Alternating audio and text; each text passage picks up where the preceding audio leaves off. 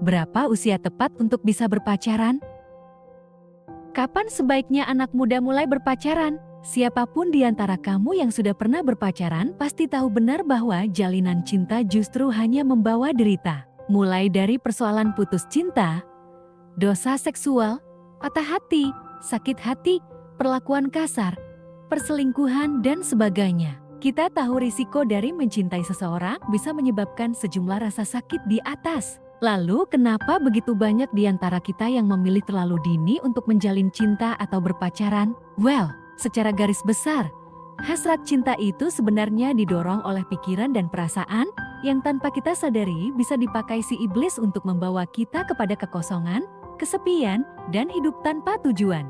Dia mengintervensi keinginan kita dan meyakinkan kita bahwa cintalah yang benar-benar bisa membuat kita hidup. Semua kesenangan terbaik dan pengalaman hidup yang penuh ditemukan dalam hubungan berpacaran. Dia menyajikan Anda rasa sakit hati sebagai sarapan pagi dan manisnya hubungan seksualitas sebagai keindahan yang sebenarnya adalah racun. Zaman sekarang ini, kita tak jarang menemukan anak-anak SD bahkan sudah muali berpacaran. Lalu beranjak di bangku SMP mereka sudah mulai mau berciuman dan di SMA anak-anak remaja ini kerap kali gonta-ganti pasangan. Yang mereka cari hanyalah cinta, kasih sayang, keamanan, kenyamanan dan keintiman dari seorang yang mereka sukai. Dan si iblis berhasil mengalihkan perhatian anak remaja itu dari Tuhan, di mana usia remaja seharusnya waktu yang sangat tepat untuk tumbuh dan dididik semakin kuat berakar di dalam Tuhan. Kenapa semua orang harus berpacaran? Kenapa anak muda yang masih berusia belasan tahun sudah kerap gonta-ganti pacar? Bagi kebanyakan anak muda, mereka hanya ingin bahagia, saling memiliki dan dihargai. Bayangkan saja bagaimana kebutuhan kita ada dalam keintiman bersama dengan laki-laki atau perempuan muda itu. Banyak di antara kita yang berpacaran hanya untuk mencoba mengisi kebutuhan itu di dalam cinta. Saat ditanyakan, kita mungkin akan mengatakan bahwa cinta ini akan berakhir di pelaminan, tetapi tak sedikit yang benar-benar kehilangan arah untuk mengejar pernikahan saat menjalani hubungan berpacaran. Kapan seharusnya bisa berpacaran?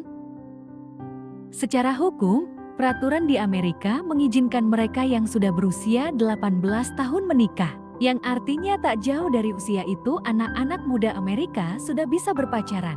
Tetapi pertanyaannya adalah apakah mereka benar-benar sudah cukup matang untuk memutuskan menjadi pasangan suami istri? Apakah mereka benar-benar sudah mampu mencukupi kebutuhan keluarga nanti? Tak diragukan bahwa kita bisa berpacaran lebih lama sebelum benar-benar siap untuk menikah.